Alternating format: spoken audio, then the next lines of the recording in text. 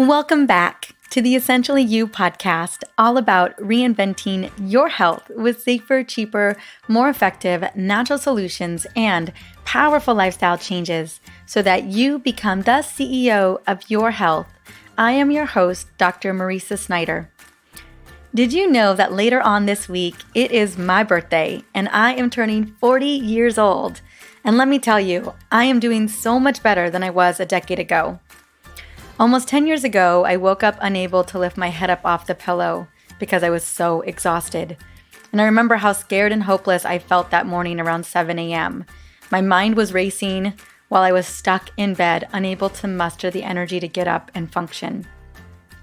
I remember one of the first thoughts that I had that day was, how am I going to be able to take care of my patients if I can't even take care of myself? It felt like such a lonely place to be, and surprisingly, no one really understood what was wrong with me. I'm not sure if you can relate to that, the endless dismissal until you begin to believe it's all in your own head. Over time, I was diagnosed with adrenal fatigue. But here's the deal. Chronic fatigue is not actually caused by our adrenals.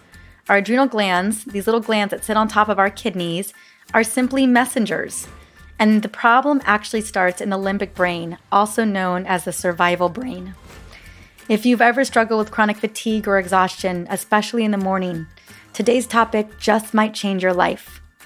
I am taking a deep dive into the adrenal fatigue myth, and I promise not to leave you hanging.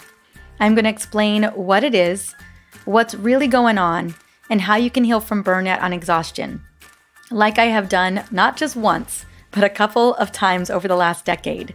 Because yes, I have been chronically depleted more than once in my life, and I have a feeling that you have too.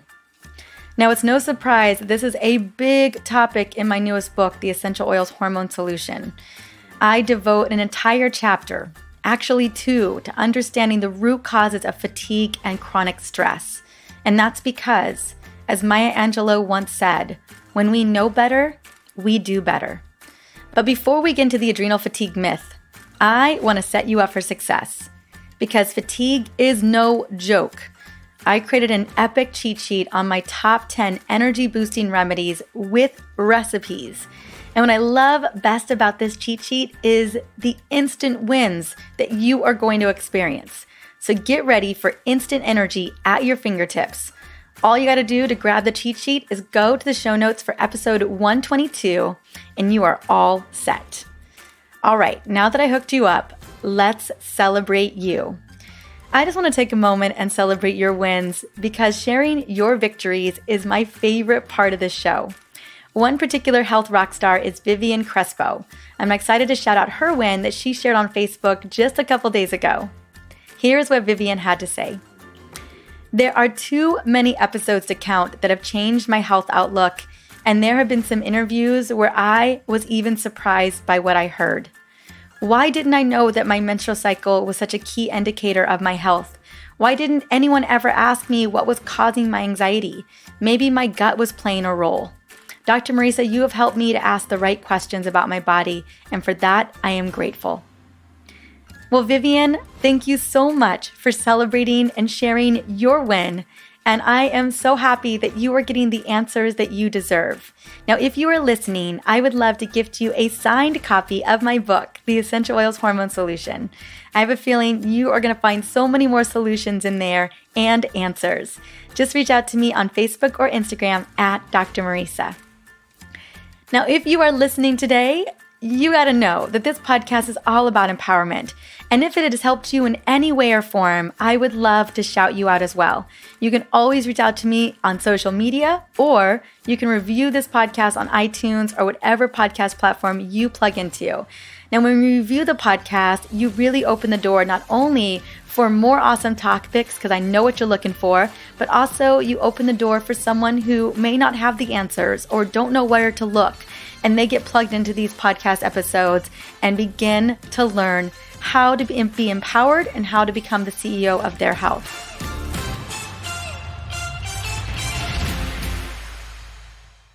Well, let's jump in to this topic because I am so excited to break down the adrenal fatigue myth. Now, let me first start by saying that I believe and know in my heart of hearts that the symptoms related to adrenal fatigue are real. Your symptoms are real, and I believe that you are struggling. But without knowing what's really going on, we can't actually focus to the appropriate area of concern in the body. If your adrenals are incorrectly getting blamed, then they are unfortunately being misdiagnosed and could be potentially treated in some cases, which could lead to bigger issues. I always say, don't shoot the messenger. And that's exactly what we're doing in this instance by blaming the adrenals for chronic fatigue issues. Listen, adrenal fatigue has become a very popular diagnosis amongst patients and practitioners. It's really used to describe a wide range of symptoms, from chronic fatigue and insomnia to brain fog, weight gain, cravings, hormone issues, and so much more.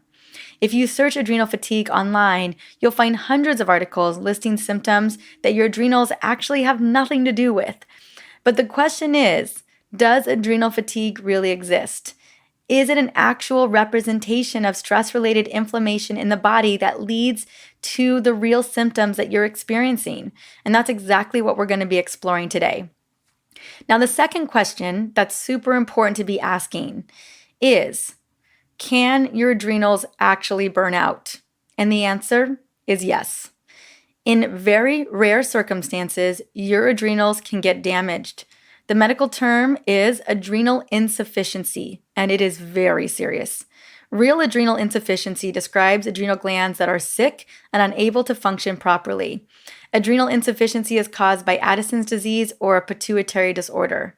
Now, with Addison's disease, which is an autoimmune condition, the immune system targets the outer portion of the adrenal glands called the cortex, where cortisol and aldosterone are being made. Symptoms of this life-threatening dysfunction include extreme exhaustion, lack of appetite leading to weight loss, diarrhea, nausea, and low blood pressure. Patients with adrenal insufficiency often feel like they're wearing a metal jacket on. Now, if you have suspicions of adrenal insufficiency, it's important to work with a functional endocrinologist and get your adrenals tested immediately. Now that we have defined what adrenal insufficiency is, let's go back to understanding what adrenal fatigue is. In order to really understand what adrenal fatigue actually is or what's really going on, I'm going to have to dig into the science to explain it. But I know that that is not an issue for you. Now, I did some deep dive research into what adrenal fatigue actually is, and what I've learned might surprise you.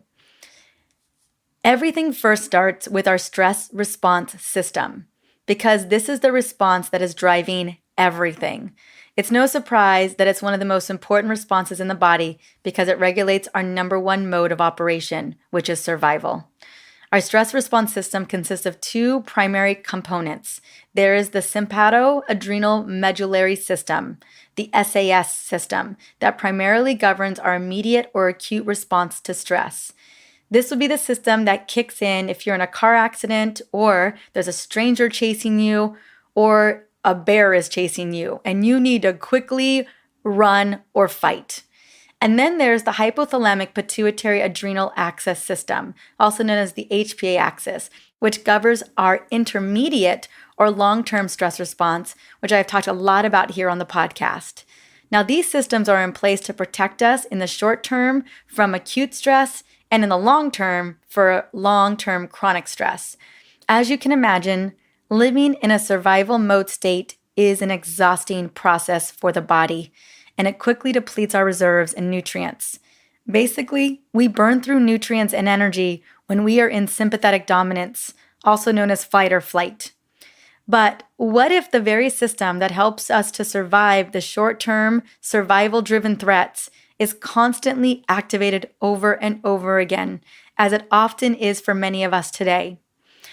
Well, as you've experienced yourself on a weekly basis, our modern life sets the stage for more frequent episodes of stress, from social media to constant to-do lists to a tight schedule and environmental pollutants, just to name a few.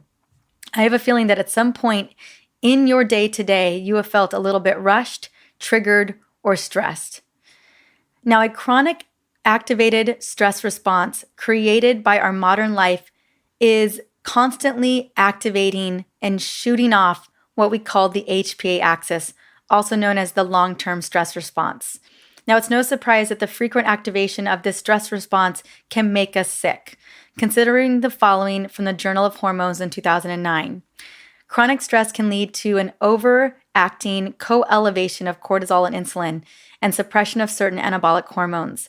This state of metabolic stress in turn promotes abdominal visceral fat. Both the direct stress response and the accumulation of visceral fat can promote amyloid of systemic inflammation and oxidative stress. The constant activation of the long-term stress response erodes resilience and depletes metabolic reserve because it takes a lot of energy to always be in the survival state. Now, it's important to define what resilience is.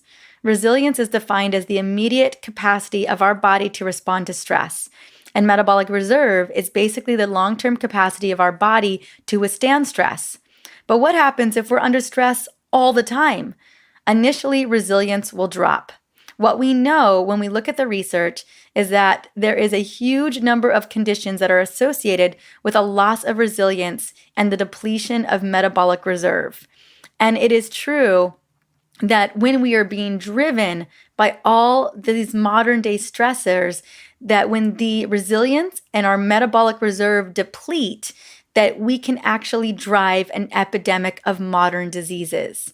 So I'm just going to name a few things that are a result, a symptom, what you could be experiencing when you co-elevate the HPA axis system and deplete your reserves and your metabolic capacity. Here they are: fatigue, insomnia, irritability, anxiety, and depression, sugar, carbs, fat, caffeine, and salt cravings, tiredness around 4 in the afternoon, weight gain, especially around the midsection, getting sick more often throughout the year, hormonal problems, brain fog, forgetfulness, digestive issues, and autoimmune symptoms. These are many of the symptoms that describe adrenal fatigue. And what we know now is that they're actually HPA dysfunction. I hope you're able to distinguish the distinction. We just accidentally labeled it adrenal fatigue. So what I want to do now is I want to explain, well, where did the adrenal fatigue myth actually come from? Well, here is where it came from. It actually started in like the 1940s, 1950s, when we were really finally figuring out what hormones were. Initially, the confusion came from when a couple of researchers were initially studying the release of stress hormones by the adrenals and found more questions than answers, as you can imagine in preliminary research. They noticed that when you are first exposed to stress, they saw the stress hormones go up in our blood and saliva, like cortisol and DHEA. And then over time, those hormones began to decline as stress continued to be chronic or longer lasting. So it was initially hypothesized that the problem must be the adrenal glands because they're the ones that are producing cortisol. Basically, the adrenal glands over time lost the ability to continue to produce cortisol, or so we thought. In a nutshell, it was originally believed that the adrenal glands became fatigued because of the exposure of chronic stress. They became less and less able to produce cortisol. However, today we know that this theory is completely incorrect. And Dr. Carrie Jones and I actually break this down in episode 120 last week when we talked about the cortisol pathway and hormonal testing. And it's totally worth to go listen to that episode if you have not listened to episode 120. We talk about the cortisol awakening response. We talk about all the different cortisol pathways. It is quite fascinating. Well, let me go back.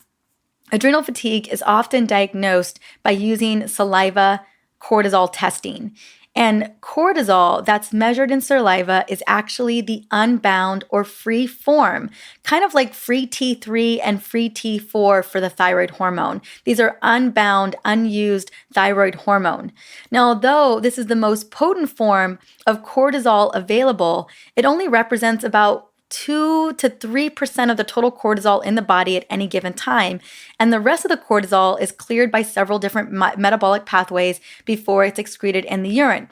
And Dr. Carrie Jones and I talk about this in episode 120. Now, it's really important to know what's going on with these pathways to fully understand the full picture of what's happening with cortisol in the body. And that's why I love the Dutch test, because we actually get to look at all the pathways and see where cortisol may be blocked or may be being shunted inside of the system, especially within the HPA axis, that long-term stress activation response. Now, when studies have looked at total cortisol levels in addition to free cortisol levels, they have found that when people have low free cortisol, they don't necessarily have low total cortisol. In fact, it's more common when people have low free cortisol for them to have either normal or even higher total cortisol. So basically, what we know now is that adrenal fatigue or adrenal function isn't actually impaired at all. It's that our body and brain are regulating the cortisol response system based on how much stress we're dealing with. So a lot of this is actually happening because of negative feedback mechanisms that are trying to determine how much cortisol that we need in the body. And these same negative feedback mechanisms are also helping to manage other hormone systems as well, because a lot of hormones are involved, not just cortisol, in our stress response system, including insulin and thyroid hormones. Now remember, this actually has nothing to do with the adrenal's ability to actually produce cortisol. The adrenals are just receiving messages from the brain and they're acting accordingly. But the brain is also sending messages to other cells and other places and other pathways, and they're regulating these hormones. So the regulator of free cortisol is actually the brain. It's the HPA axis. When we downregulate that HPA axis, it's actually due to protecting ourselves from the effects of high-level stress and the high-level stress messengers that our body is sending out to the cells in the body. Essentially, the brain decreases sensitivity of some of these receptors that are involved in this pathway in order to prevent any harm from coming to us from high levels of cortisol or chronic stress hormones inside of the body. But unfortunately, that ends up creating a shortage of cortisol being released from the adrenals, especially in the morning when the biggest surge of cortisol is released during the cortisol awakening response. Actually, 50% of our cortisol every single day happens at that first 30 minutes of the morning, because it's what helps to fire up the immune system, and it also helps to fire up our ability to wake up and function. And we know that someone is absolutely burned out and fatigued when that cortisol awakening response is messed up in some way, either due to the regulation by the brain of cortisol and other survival hormones in the system. Now, what's really, really important to understand is that this whole system is a lot more complicated than we actually thought, and that it isn't just our poor adrenals. Now, I wanted to give you one more reason why cortisol can be decreased in the body through cortisol resistance. And it's just to give you a better understanding of how all these mechanisms are working and to clearly demonstrate that it really isn't the adrenal function. So as you can imagine, very similar to the concept of insulin resistance, we can actually have cortisol resistance or stress hormone resistance. So chronically high cortisol levels can lead to cortisol resistance, and that is caused by a decrease in cortisol receptor sensitivity on our target cells. The receptors become insensitive to cortisol as a protective response. Basically, the body is trying to protect us against the effects of high-level cortisol, and we end up leading to low cortisol over time. These responses have all been associated with an activation or deactivation of the HPA axis and our stress response system in order to protect us from a progressive loss of resilience and depletion of metabolic reserve.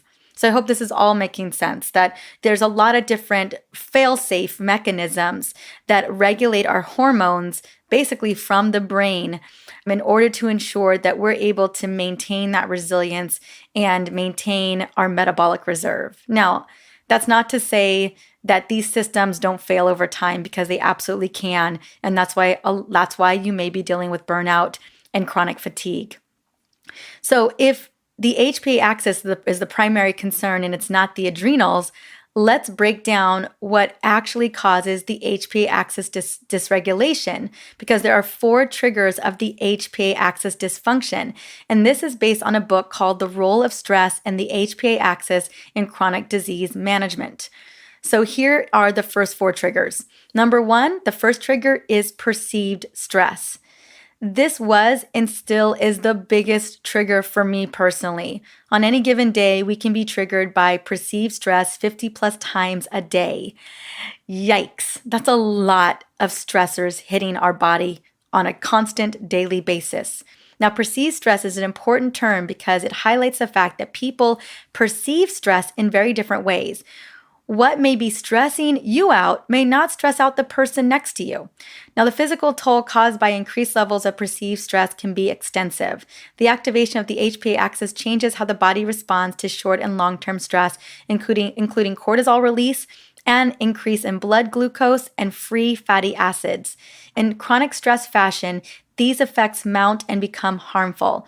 Luckily, I will share how to circumvent perceived stress in just a moment.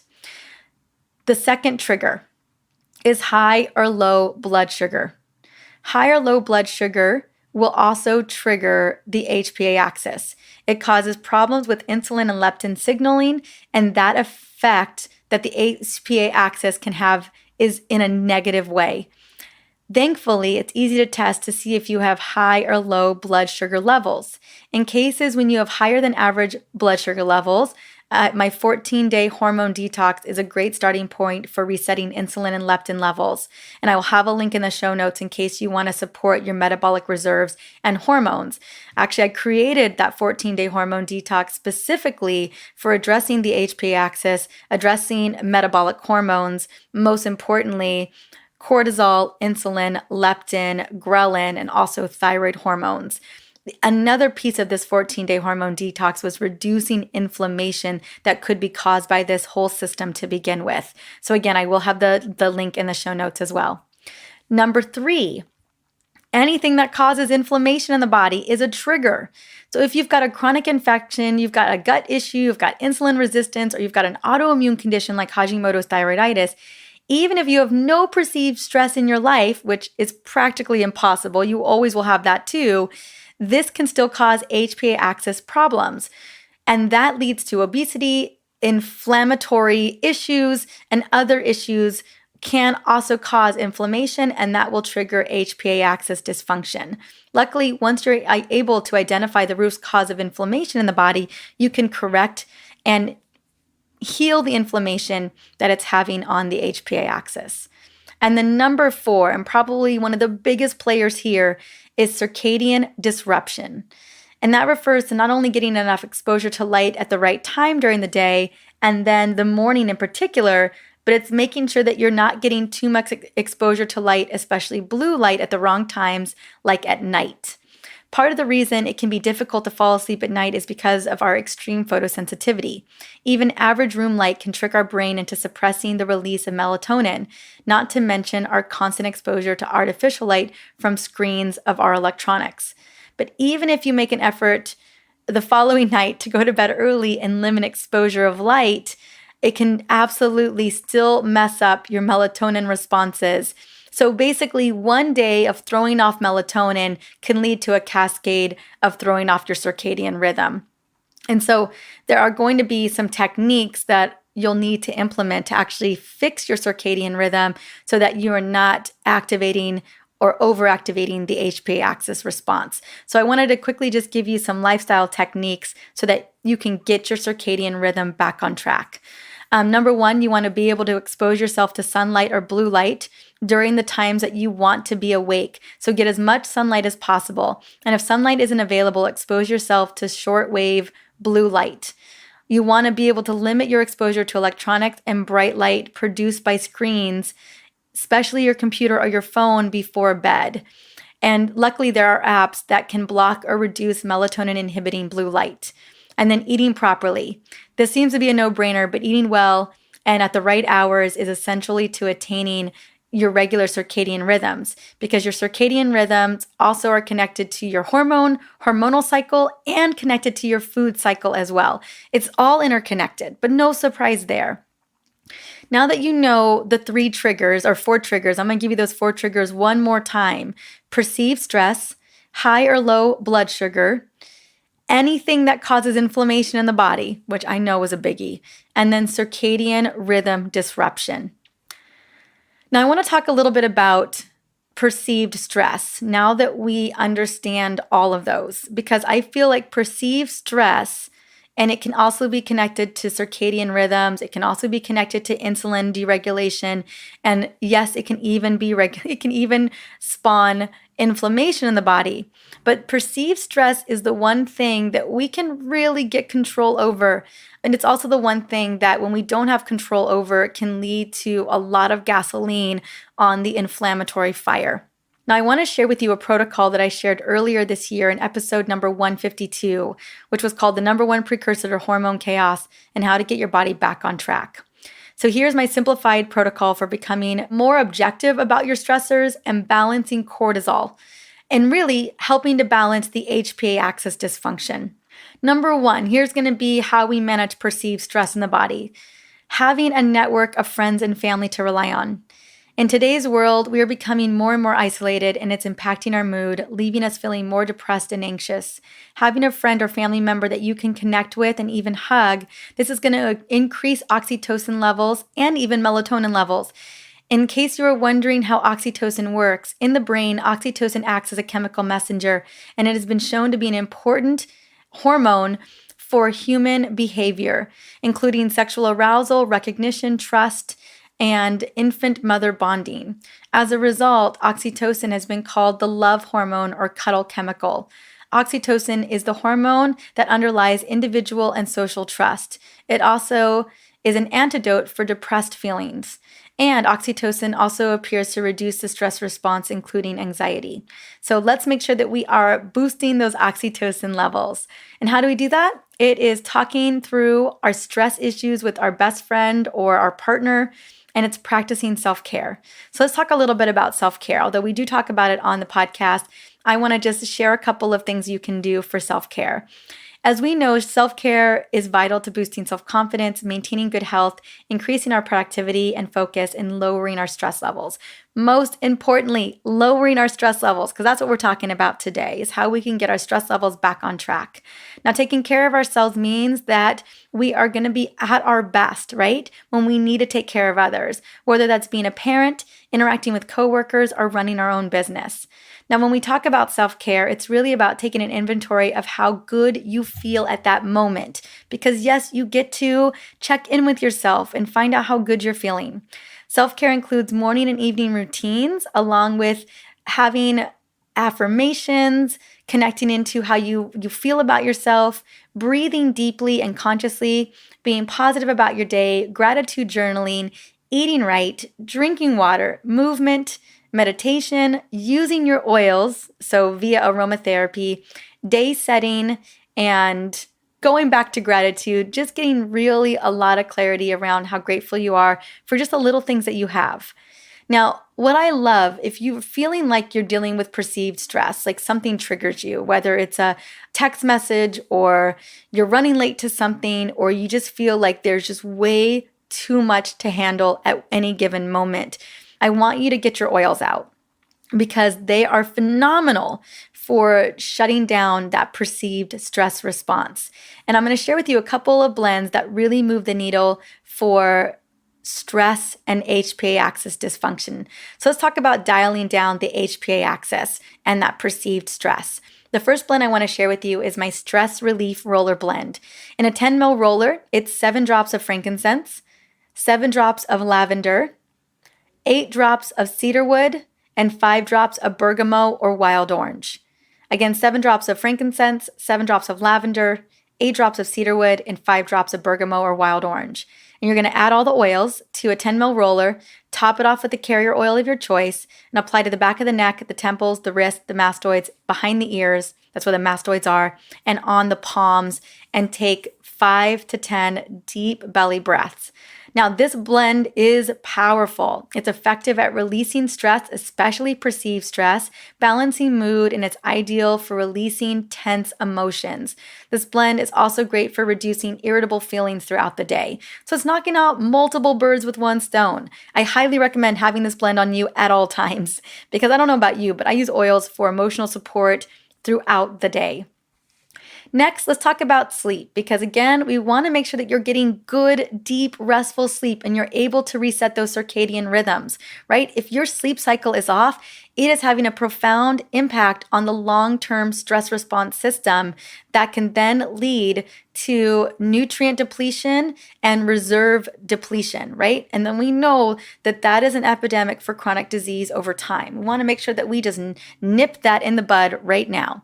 So I have a deep sleep spray that I really love, and it's super, super easy to make. In a 2-ounce spray bottle, you're going to fill it up 1.5 ounces of distilled water or witch hazel, whichever you prefer. And then it's 10 drops of lavender and 10 drops of cedarwood. And then you just mix it up and spritz that on pillows. You can spritz it on your bedding. You can spritz it in the air. It's just really great. It's fun to have. It's a great ritual. And then I have my deep, restful sleep diffuser blend. And this diffuser, I want you to have at your nightstand. Again, you want to set the tone for sleep. So make sure that there's not a lot of light coming in, that you've got your blinds closed or your drapes closed. You haven't eaten at least 3 hours before bed.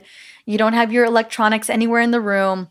No TV, no phones, no iPads, none of it.